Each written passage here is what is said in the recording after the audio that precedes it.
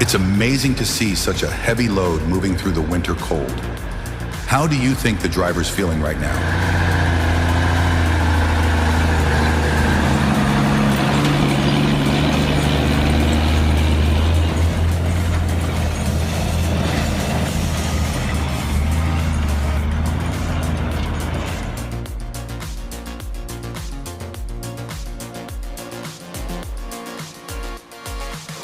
Oversized trucks and heavy-duty vehicles are conquering the long and treacherous slope.